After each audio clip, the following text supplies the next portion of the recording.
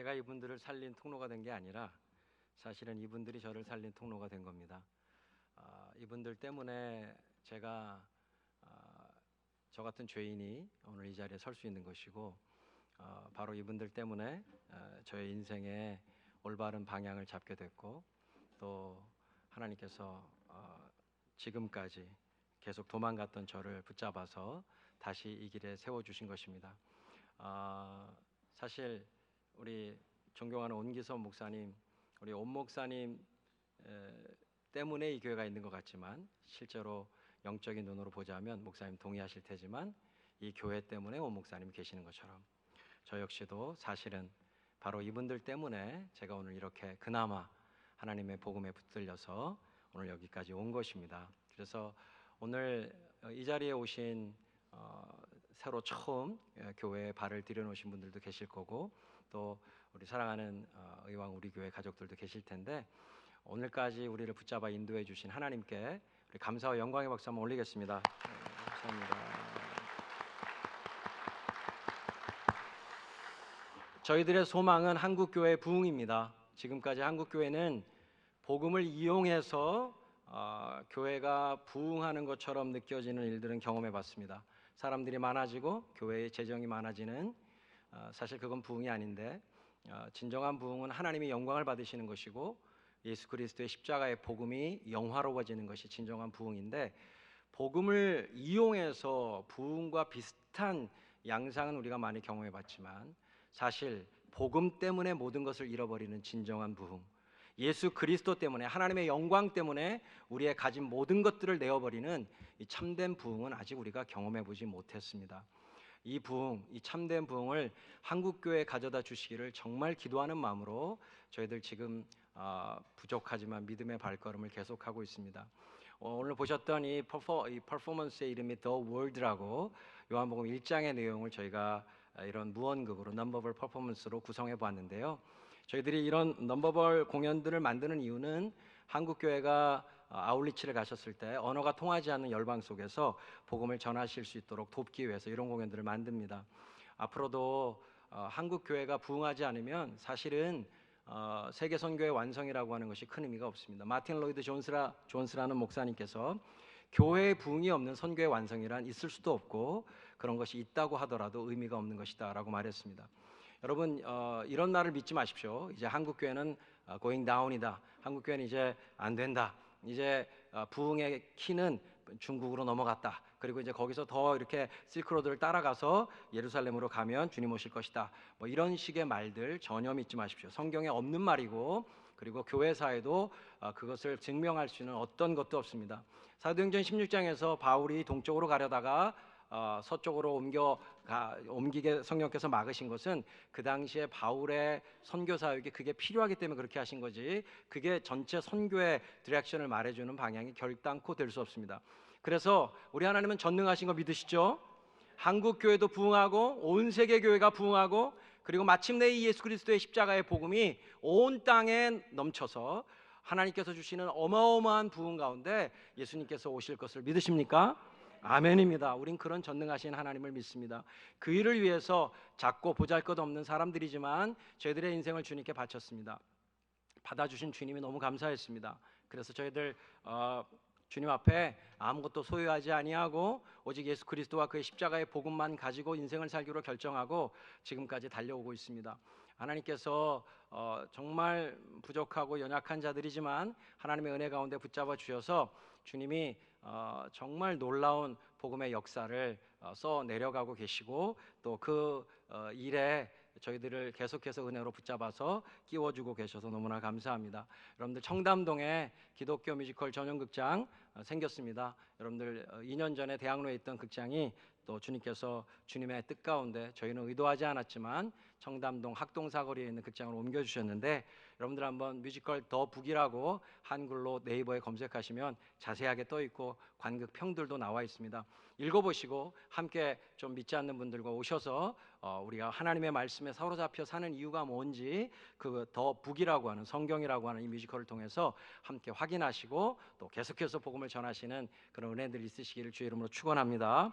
오늘 보셨던 더 워드라고 하는 이 퍼포먼스의 인상적인 장면 하나 기억하십니까? 어떤 한 분이 하고 이렇게 한쪽 디렉션을 가리키자 모든 사람들이 한꺼번에 그 방향을 향해서 막 달려가는 그 모습 기억나시나요? 벌써 잊어버리셨어요? 기억나시죠? 네. 사실은 저희가 이 장면을 만들 때 스칸디나비아, 핀란드, 북유럽 쪽에 살고 있는 레밍이라고 불리우는 쥐에 대한 이야기를 듣고 이 장면을 구성하게 됐습니다. 여러분, 레밍이라고 하는 이 쥐는요, 별명이 나그네입니다. 나그네처럼 왔다가 나그네처럼 간다고 해서 붙여진 별명인데요. 이 레밍이라는 쥐의 특징은 굉장히 번식력이 뛰어납니다. 그래서 어느 마을에 딱 레밍의 이 일단의 무리가 쥐들이 가게 되면 거기서 엄청나게 빠른 속도로 번식을 해가지고 그 마을 전체를 막 점령하듯이 그렇게 쥐가 많아집니다. 근데 신기한 건 그렇게 우르르 일어났던 이 쥐들이 무슨 이유인지 뭐 학자들이 여러 가지 이유를 갖다 붙이지만 아직 정설은 없습니다. 무슨 이유인지 모르는데 쥐 한 마리가 갑자기 어떤 방향을 향해서 달리기 시작합니다. 어느 날 어느 순간에.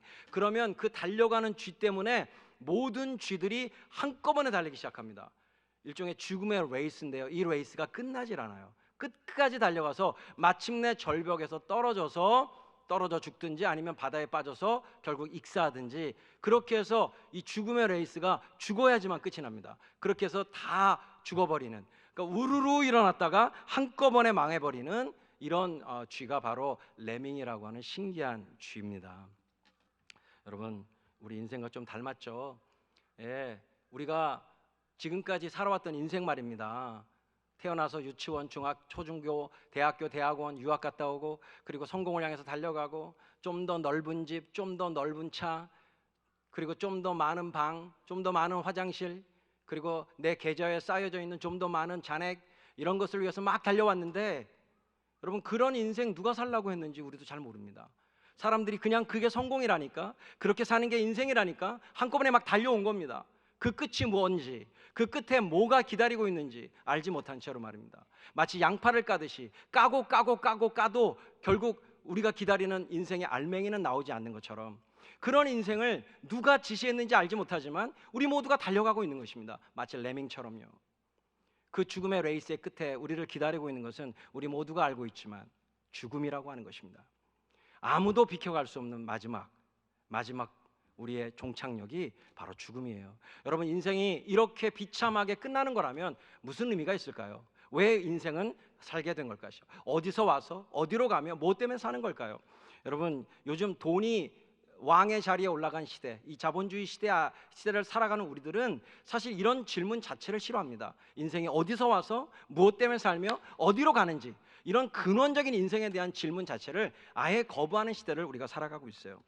그러나 우리가 이런 말들을 많이 들어보셨을 겁니다. 인생은 속도보다는 방향이 중요하다. 예, 하지만 인생은 속도도 중요합니다. 왜냐하면 올바른 방향을 잡아도 많은 사람들이 올바른 방향 속에서 달려가지 못하고 민기적거리거나 얕은 물가에서 놀다가 깊은 바다, 은혜의 바다 안에 뛰어들지도 못하고 그렇게 그냥 계속 세상과 주님의 경계선에서 살다가 그렇게 인생을 마치는 비참한 사람들도 많기 때문에 사실은 속도도 중요합니다. 일단 올바른 방향을 잡았다면 그 다음에 달려가야 되는 거죠. 우리가 잘 아는 기독교의 유명한 신앙의 선조 중에 한 분이 바울이라는 분인데, 이 사도 바울이라는 분은 그분의 서신서 속에서 한 번도 걸어간다는 표현을 쓰지 않습니다. 나는 달려갈 길을 다 달려갔다, 나는 레이스를 했다, 나는 붙쫓았다, 나는 힘있게 달려갔다, 이런 말들을 주로 하지 걸어간다는 표현은 한 번도 그분은 쓰질 않았어요. 내가 달려갈 길을 마쳤다, 그리고 나는 지금도 주님을 향해서 나는 죽음의 정말 그런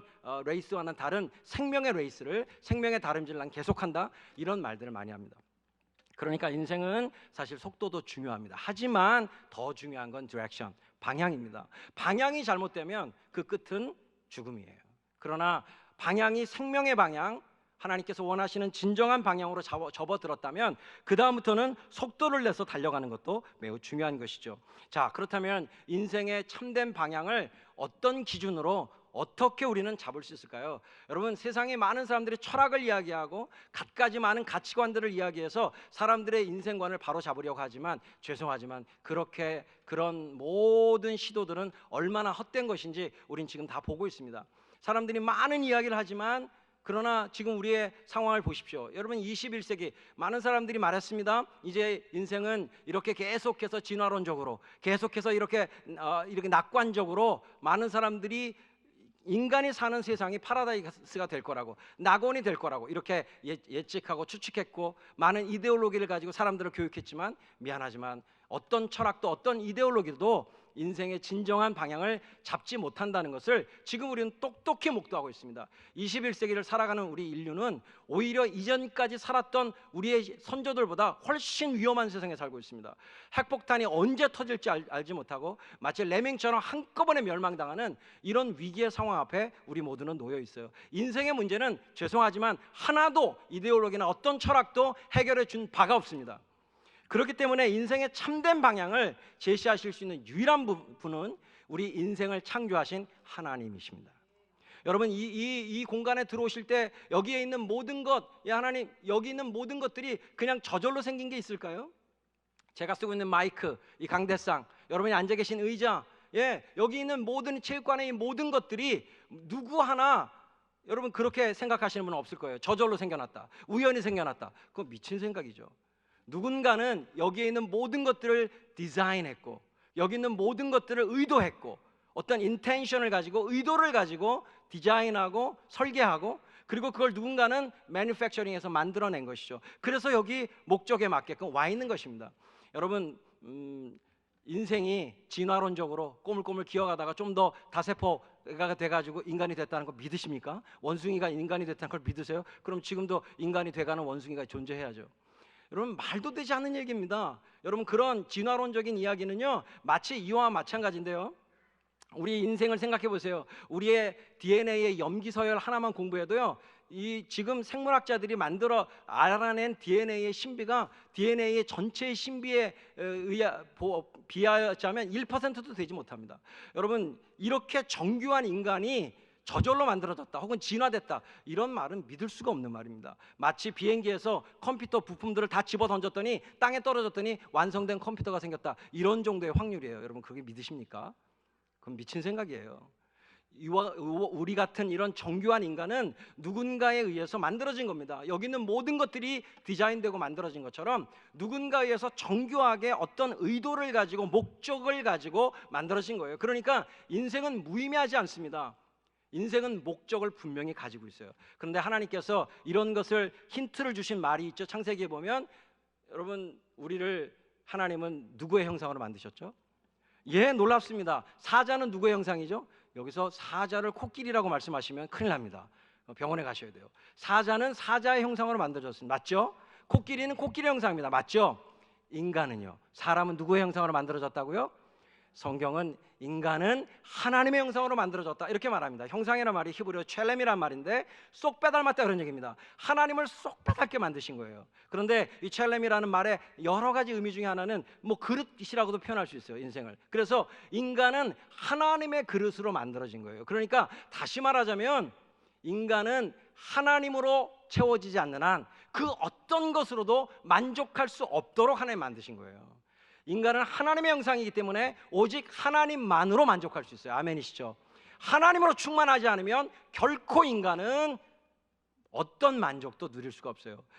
이 하나님의 형상이라는 이 그릇 안에 아무리 돈을 꾸역꾸역 집어넣어도요 절대 만족이 없고요, 거기 인생의 모든 갖가지 쾌락을 다 집어넣어도 결단코 만족이 없고 마지막은 허무뿐입니다. 하나님의 형상으로 만들어진 인간에게는 오직 하나님만이 진정한 만족이 되실 수 있어요. 주님 한 분만으로 만족할 수 있는 것입니다. 아멘이시죠?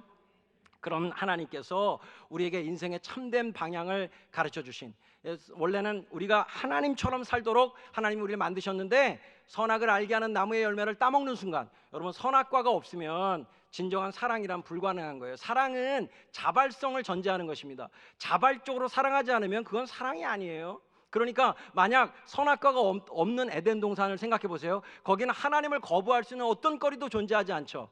다시 말하자면 아담과 하와는 하나님을 사랑할 수밖에 없는 고도의 로봇으로 창조된 것입니다. 그러니까 선악과가 있어야만, 그걸 따먹는 순간 하나님을 거부할 수 있어야만 자발적인 사랑이 될 수 있는 거예요. 그러니까 선악과는 사실 우리를 골탕 먹이려고 만드신 게 아니라 하나님이 우리를 얼마나 사랑하시는지를 보여준 하나님의 사랑의 징표이기도 해요. 그리고 그 선악과 따먹지 말라고 하나님께서 그 옆에 딱 심어 놓으셨죠. 뭐요? 생명나무를 심어 놓으셨어요. 선악과를 따먹으려 왔다가도 거기서 회개하고 돌이켜 생명나무 따먹고 다시 하나님 섬기라고, 다시 하나님 사랑하라고 하나님께서 우리를 너무나 사랑하셔서 그렇게 선악과를 만들어 놓으시고 그 옆에 생명나무를 심어 놓으신 것이죠. 하나님은 우리를 골탕 먹이시는 하나님이 아니라 하나님이 우리를 자발적으로 사랑하시는 것처럼 우리도 하나님을 자발적으로 사랑하기를 그렇게 원하시는 거예요. 아멘이시죠? 자발성 없는 사랑이 아니에요. 자, 그런데 안타깝게도 인간들은 하나님을 거부하고 선악을 알게 하는 나무의 열매를 따먹는 순간 본인이 선과 악의 기준이 되어버렸어요. 이제부터는 내가 나에게 뭐가 좋고 나쁜지를 끊임없이 분별하고 살아가는 피곤한 인생이 시작된 겁니다. 그 결과 지금 우리 모두가 느끼는 피곤함을 인류 모두가 느끼게 된 거예요. 자기가 선과 악을 구별하며 사는 인생, 여러분 그게 얼마나 피곤한지 아세요? 그리고 그 분별이 얼마나 허무맹랑한 분별인지 아십니까? 우리가 이게 좋은 거야 라고 선택했는데 결코 좋지 못하다는 사실을 지금 계속해서 인류가 확인해 가고 있지 않습니까? 원래 인간은 선과 악을 구분할 필요가 없었어요. 하나님이 만드신 모든 것이 선이었기 때문에 그걸 그냥 누리면 되는데 선악과를 딱 따먹는 순간부터 자기가 하나님이 되는 순간, 자기가 to be like God, 하나님처럼 되는 순간부터 인생은 이와 같이 나락에 빠지고 죄와 죽음의 권세 아래 붙잡혀서 옴짝달싹 하지 못하는 불쌍한 인간들이 된 것입니다. 하나님께서 그런 우리를 구원하시기 위해서 우리를 만드시기 전에 이미 우리의 구원자이신 그리스도를 예정하셨다. 이미 그리스도가 결정되고 우리를 만드셨다라고 성경은 이야기해 줍니다.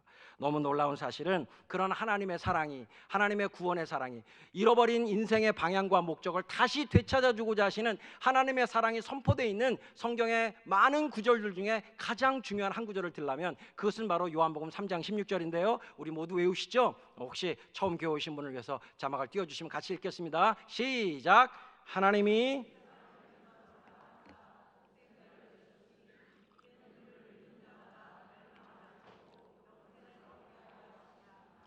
아멘.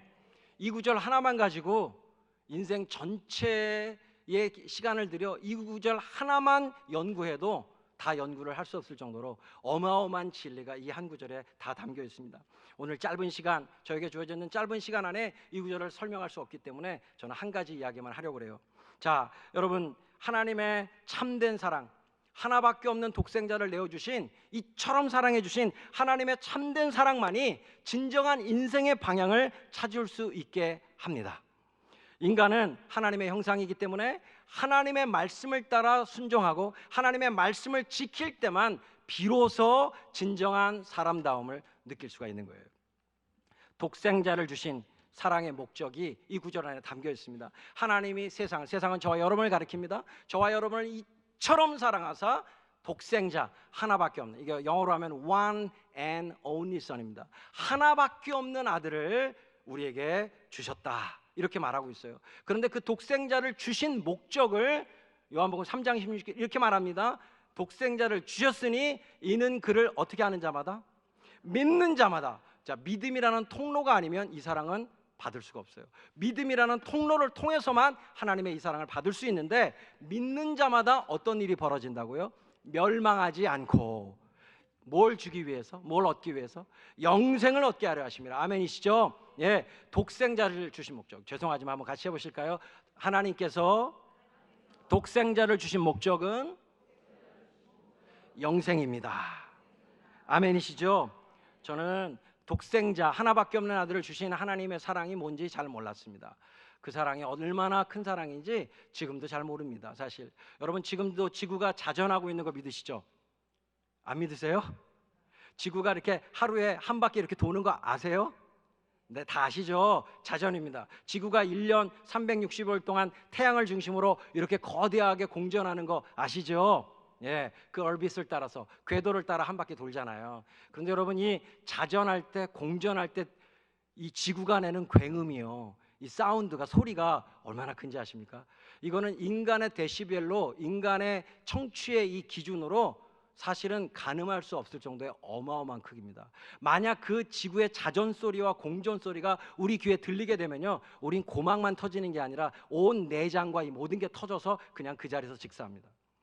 너무 감사하게도 이 자전과 공전 소리가 우리가 들을 수 있는 청취력의 한계를 넘어선 어마어마한 소리이기 때문에 안 들리는 거예요. 그래서 우리가 살 수 있는 겁니다. 마치 하나님이 하나밖에 없는 아들을 내어주신 사랑은 그와 같습니다. 이 사랑이 너무 어마어마해서 우리의 감정 따위로는 이 사랑을 가늠할 길이 없어요. 이 사랑을 받을 수 있는 유일한 통로는 우리의 감정이 아니고 믿음이에요.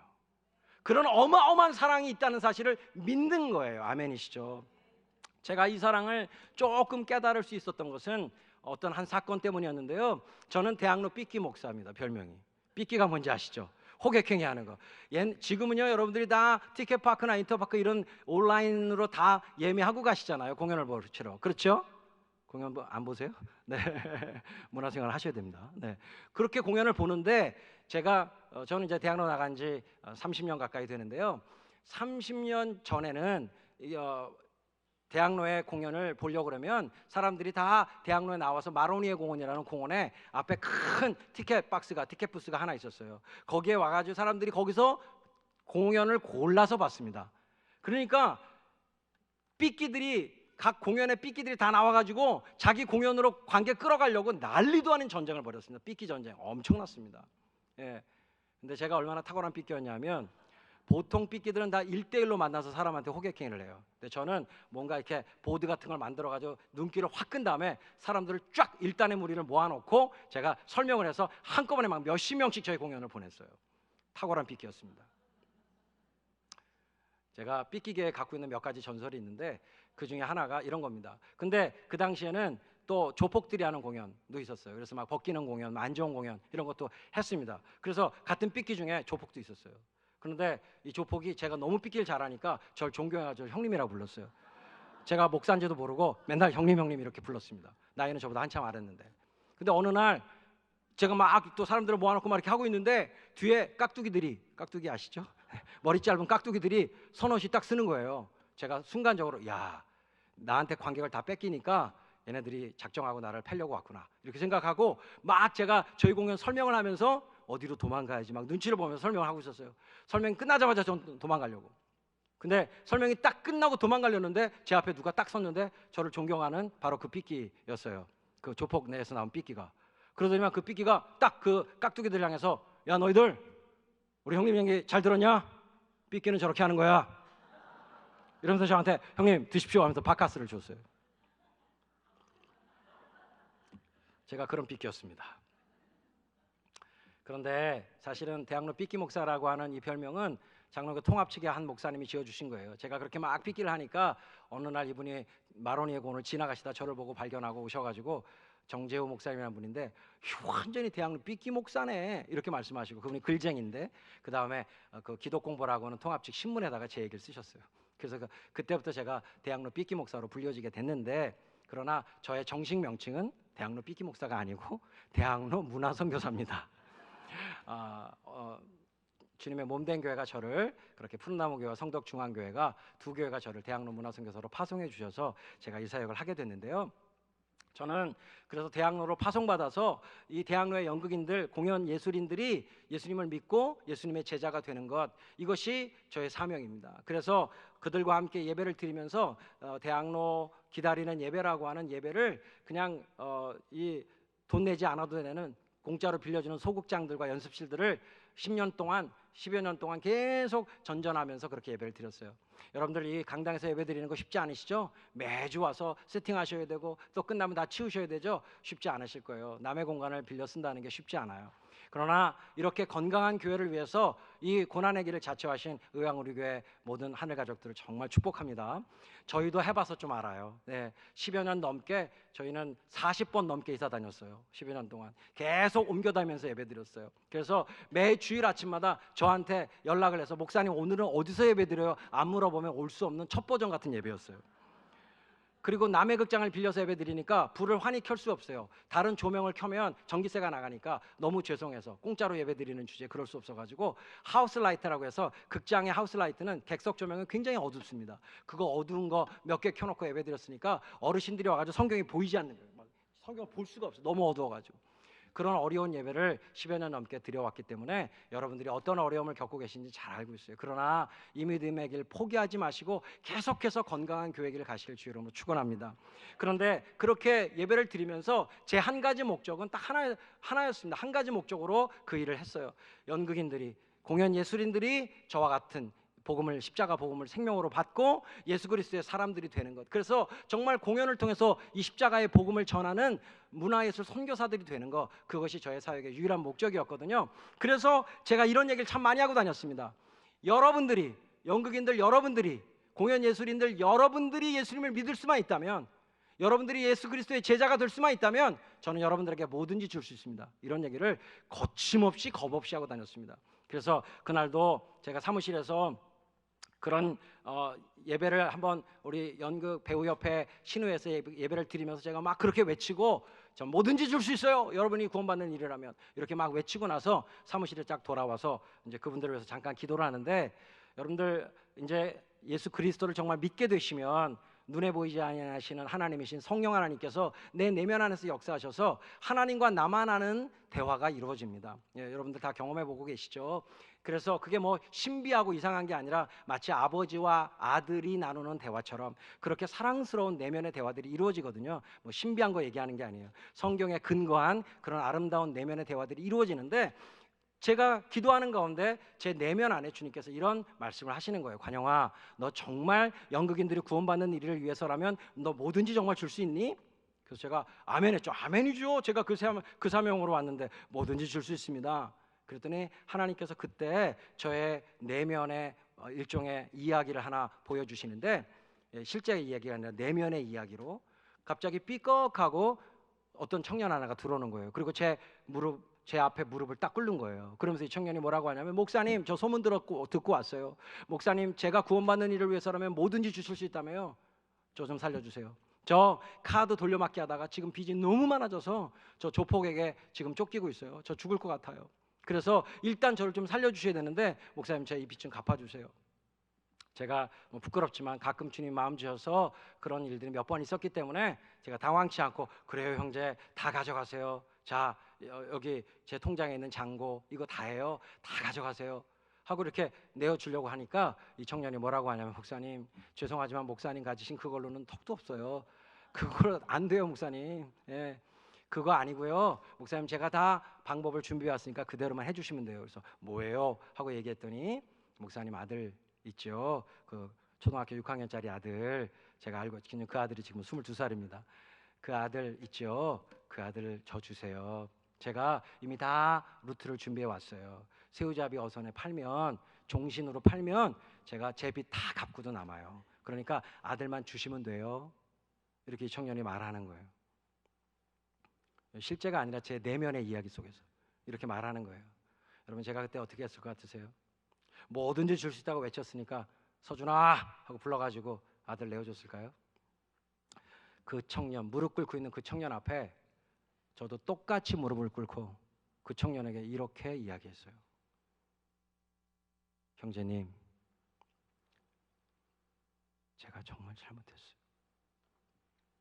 제가 정말 잘못했어요. 나 정말 내 모든 걸 줄 수 있는 줄 알았는데 형제님 말씀 들으니까 내 거짓말장이에요. 나 거짓말장이에요. 죄송해요. 나는 못 줘. 난 내 아들 못 줘.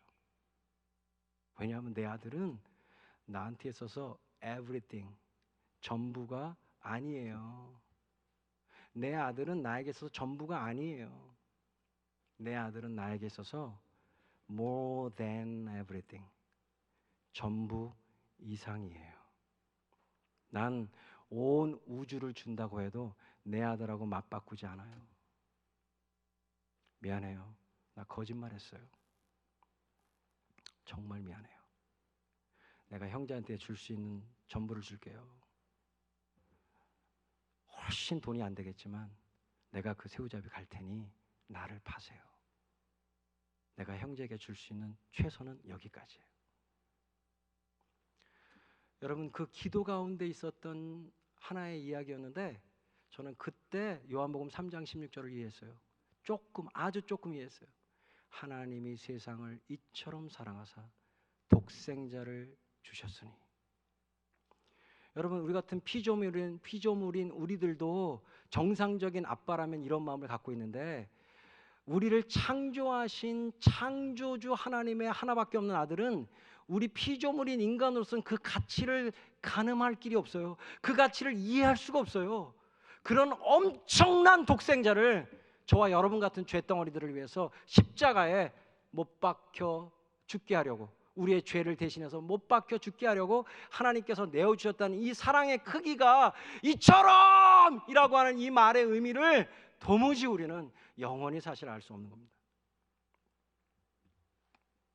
근데 하나님께서 이렇게 우리에게 하나밖에 없는 아들 독생자를 내어주신 목적을 말하시는데, 그 목적이 뭐냐 하면 not better life, 더 좋은 삶이 아니에요. 더 좋은 인생이 아니에요. 더 나은 인생을 주시겠다고 여기 돼 있잖아요. 하나님이 세상을 저와 여러분을 이처럼 사랑하사 독생자를 주셨으니 이는 그를 믿는 자마다 멸망치 않고 더 나은 인생을 주려 하심이라. No, 아니에요.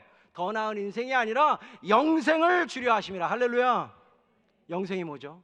많은 분들이 영생에 대한 오해를 하고 있어요. 100년밖에 못 사는 인생을 고무줄 늘어뜨리듯이, 엿가락 늘어뜨리듯이 길게 쭉 뽑아서 영원히 살게 하는 거, 이런 시간의 the length of time, 시간의 길이라고 생각하는데 아닙니다. 영생이라는 말은요, 영원한 생명이란 뜻인데, 사실 이 영원이라고 하는 히브리어 올람이라는 말은 아람어로는 알람이라고 해요. 여러분들 오늘 말씀을 기억하시기 위해서 아침마다 알람 켜시죠? 알람 들을 때마다 기억하세요. 우리는 알람, 우리는 영원의 생명을 가진 사람들이다. 우리는 인생이 아니다, 영생이다. 아멘이시죠? 이제 알람 들을 때마다 그 생각하셔야 돼요. 그런데 이 알람, 올람이라고 하는 이 말의 의미는 명사로 영원이라는 뜻인데, 여러분들 다니엘서에 느부갓네살 왕이라는 사람이 나와요. 이 사람이, 느부갓네살 왕이 다니엘서 4장 34절에 보면 하나님에 대해서 이렇게 외쳐요. 하나님은 영원을, 올람을 사시는 분입니다. 알람을 사시는 분입니다. 이렇게 얘기를 합니다. 자, 무슨 얘기죠? 영원이라고 하는 것은 하나님이 살고 계신 삶을 말하는 거예요. 하나님의 삶, divine life, 신적인 삶, the life of God, 하나님의 삶, 이게 영생입니다. 아멘이시죠? 그래서 하나님이 하나밖에 없는 아들을 우리를 위해 십자가에 내어주신 이유는 더 나은 인생, 화장실 개수 늘리고 차 배기량 늘리고 내 잔고 좀 늘리는 그런 따위의 삶을 주시려고 아들을 보내신 게 아니라, 하나님께서 하나밖에 없는 아들을 이 땅에 우리를 위해서 보내신 이유는 인생이 아니라 영생을 주시려는 거예요. 할렐루야. 여러분, 하나님의 more than everything, 전부 이상인 아들을 우리가 믿음으로 받았다면 우리는 받을 걸 다 받은 거예요. 아멘. 더 받을 게 없어요. 아들 받았는데 뭘 더 받아요? 하나님, 나 이제 하나님 믿으니까 부자 되게 해주세요. 하나님 믿으니까 건강하게 해주세요. 나 하나님 믿으니까 우리 자식들 대학 잘 가게 해주세요. 여러분, 이게 우상숭배인 거 아세요? 이게 우상숭배예요. 오늘 맨 처음에 노래 불렀잖아요. 진정 원하는 게 뭔지 한번 우리 고백해보자. 여러분, 이런 하나님 믿는 사람들, 미안하지만 성경의 하나님을 믿는 게 아니라 우상을 숭배하고 있는 거예요. 하나님이라는 우상이요, 가장 무서운 겁니다. 하나님이 우리에게 주시고자 하는 것은 어차피 죽을 인생, 100년밖에 못 사는 인생, 그거 도끼 개끼인 인생, 그걸 조금 더 좋게 해주려고 이렇게 아들 내어주신 게 아니에요. 여러분, 하나밖에 없는 아들 내어주신 이유는 우리에게 영생을 주시기 위한 겁니다. 할렐루야.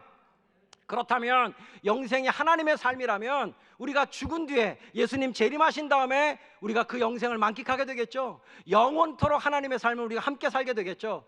그때 영생의 본체가 뭔지 우리는 알게 될 겁니다. 그러나 기억하셔야 되는 것은, 놀라운 사실은 오늘 여기 더 워드에서 보신 것처럼 하나님의 아들이시며 하나님이신 예수 그리스도가 이 땅에 인간의 육체를 가지고, 요한복음 1장 14절에는 그 말씀이 육신이 되어 우리 가운데 거하시매 우리가 그의 영광을 보니 하나님의 독생자의 영광이요 은혜와 진리가 충만하더라 라는 그 말씀처럼, 하나님께서, 하나님의 아들이신 하나님께서 놀랍게도 이 땅에 우리 같은 육체를 가지고 2000년 전 오신 것입니다. 그렇다면 우리가 알 수 있는 사실은 하나님이 이 땅에 오셔서 인생을 사셨으니 그 인생은 그냥 우리 같은 인생이 아니라 사실은 하나님의 삶이니까 영생인 것입니다. 아멘이시죠? 그래서 실제로는 예수님이 이 땅에 사셨던 33년 남짓한 삶의 모습이 이 땅에서 인간이 누릴 수 있는, 이 땅에서 육체를 가진 저와 여러분이 경험할 수 있는 영생의 본질인 거예요. 할렐루야. 여러분, 그래서 놀랍게도 요한 1서 5장 20절은 이렇게 말합니다. 하나님의 아들이 오셔서 그 참되신 분을 알 수 있도록 우리에게 이해력을 주신 것을 우리는 압니다. 우리는 그 참되신 분, 곧 하나님의 아들 예수 그리스도 안에 있습니다. 이분이 참 하나님이시요 영원한 생명이십니다. 할렐루야. 예수 그리스도가 우리의 영원한 생명이신 거예요. 아멘이시죠? 그렇기 때문에 이 땅에서 우리가 누리게 되는 영생의 본질은 예수님이 사셨던 삶이에요. 그것을 요한일서 2장 6절은 이렇게 이야기해 줍니다. 하나님 안에 있다고 하는 사람은 자기도 그리스도께서 사신 것과 같이 마땅히 그렇게 살아가야 합니다. 할렐루야. 그리스도인이 누굽니까? 그리스도의 삶을 사는 사람들이에요. 그리스도가 뭡니까? 구원자, 메시아, 기름 부음 받아서 하나님의 백성들을 구원해내는, 죄와 죽음으로부터 인생들을 구원해내는 그 존재가 바로 그리스도, 구원자입니다. 기름 부음 받은 메시아의 사명이에요. 그런 그 그리스도가 생명으로 임한 사람들, 그 예수 그리스도를 믿게 된 사람들, 이런 사람들이 바로 그리스도인인데, 그리스도인이란 그리스도로밖에 설명이 안 되는 사람들이고, 그리스도인이란 그리스도가 사신 것과 같이 마땅히 살아가는 사람들이에요. 할렐루야. 그리스도인은 그리스도의 삶을 사는 것입니다. 사랑하는 여러분, 기독교를 오해하지 마십시오. 기독교는 예수 믿고 복 받는 종교 아닙니다. 그건 세상의 종교예요. 기독교는 예수 믿고 건강해지고, 예수 믿고 암에서 낫고, 예수 믿고 부자가 되고, 예수 믿고 잘 풀려가는 인생을 사는 거 아닙니다. 아닙니다. 기독교는 예수님을 믿음으로 말미암아, 여러분, 믿는다는 말이 헬라어에서 피스티오라는 단어인데요, 이 말 뒤에 항상 에이스라고 하는 헬라어 전치사가 따라옵니다. 영어에서도 나는 그를 믿는다라고 할 때 I believe him이라고 하지 않아요. I believe in him 이렇게 합니다. 영어가 헬라어 전통에서 온 것입니다. 그런데 에이스라고 하는 이 전치사, 헬라어 전치사는 원래 영어로 번역을 하자면 in이 아니라 into예요.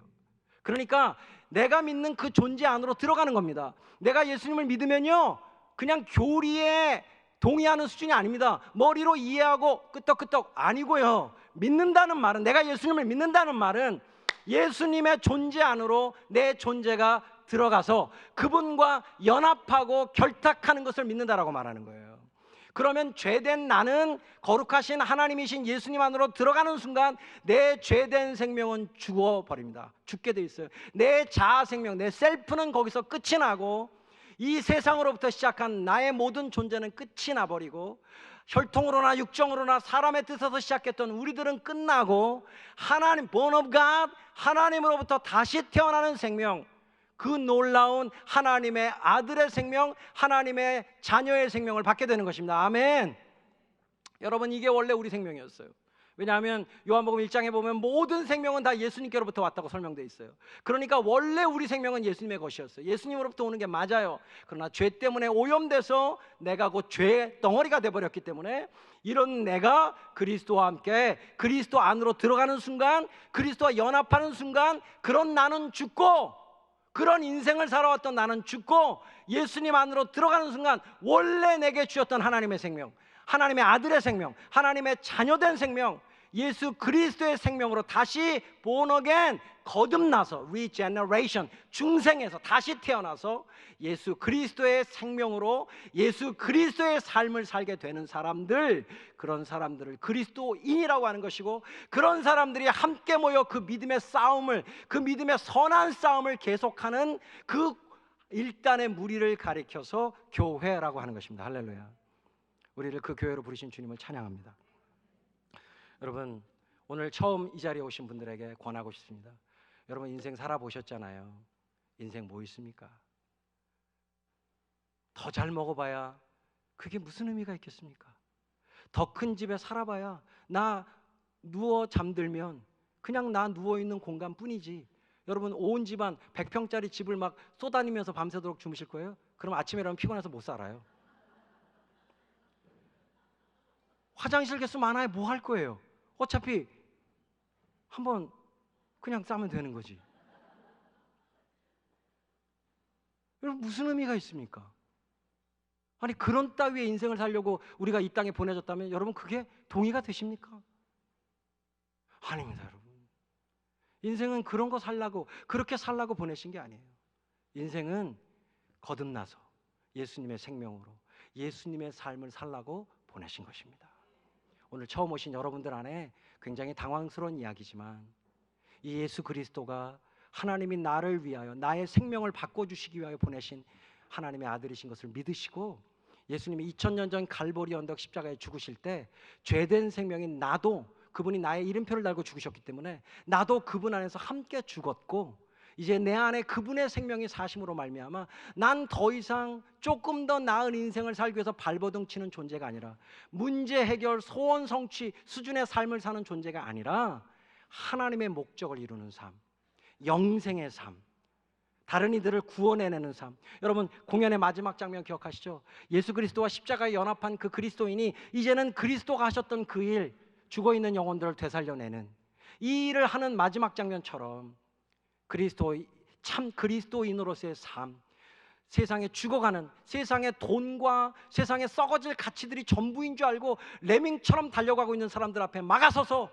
아니에요, 인생은 이렇게 살라고 보내신 게 아니에요. 우리의 삶은 이러면 안 돼요. 진정한 영생을 누리셔야 됩니다 라고 사람들에게 십자가의 복음으로 맞닥뜨려 그들의 가는 길을 막아서고 그들을 돌이켜 하나님의 사람들이 되게 하는 이 놀라운 영생의 삶, 이 영생의 삶으로 저와 여러분을 부르신 주님을 찬양합니다. 낯설고 어려운 이야기시겠지만 어떤 면에서는 두려운 이야기겠지만 인생이 끝나고 영생을 산다는 말, 우리 그냥 이 세상이 전부인 줄 알고 살아왔던 우리들에게는 굉장히 두려운 말이지만 그러나 주님께서 우리를 여기에 부르신 거 믿으시죠? 인생에는 우연이란 없어요. 하나님 안에서 모든 것은 다 필연적인 것입니다. 오늘 이 자리에 와 계시다면 부르신 분은 하나님이시지 사람이 아닙니다. 부르신 하나님께서 여러분에게 그 영생을 주시려고 아들을 내어주셨고 그리고 그 아들을 나의 구주로 영접하고 받아들이는 순간 내 안에 아들의 생명이 시작되어지는 이 놀라운 은혜를 주실 뿐만 아니라 그 아들의 생명으로 내가 부족하고 연약하고 자빠지고 쓰러져도 끝까지 나를 붙잡아서 마침내 완전한 영생을 주실 하나님 믿으시죠? 그 하나님이 우리의 산성이시고 그 하나님이 우리의 영원한 보호처가 되십니다. 마침내 그 믿음을 이루실 거 믿으시죠? 걱정하지 마시고 한번 과감하게 믿음의 길을 시작해 보십시오. 디모데전서 6장 12절은 디모데에게 사도 바울이 이렇게 말합니다. 디모데야, 너 믿음의 선한 싸움을 해라. 그래서 영생을 취하라. 우리 같이 볼까요? 영생을 취하라. 영생을 취하라. 영생을 취하라고 이야기합니다. 여러분이 취하라는 말은 에피 람바노마이라는 헬라어인데요. 에피라는 것은 전치사 온 딱 붙는 거고요. 람바노마이라는 말은 강력하게 붙잡는 걸 얘기합니다. 그러니까 영생을 딱 붙어서 붙잡으라는 거예요. 여러분 이게 왜냐하면 우리는 한번 거듭나고 중생했어도요 우리의 죄된 육체가 아직 부활하지 않았기 때문에 그냥 두면 오른쪽으로 휘어가는 이 얼라이언스가 안 맞아가지고 이 얼라이언먼트가 안 맞아가지고 저절로 핸들이 이렇게 휘어져 가버리는 자동차처럼 우리는 그대로 두면 그냥 인생의 가치로 다시 돈 쫓아서 다시 인생 따라서 흘러가는 존재들일 수밖에 없거든요. 그렇기 때문에 핸들을 꼭 붙잡으셔야 돼요. 그런 것처럼 영생을 취해야 하는 것입니다. 할렐루야.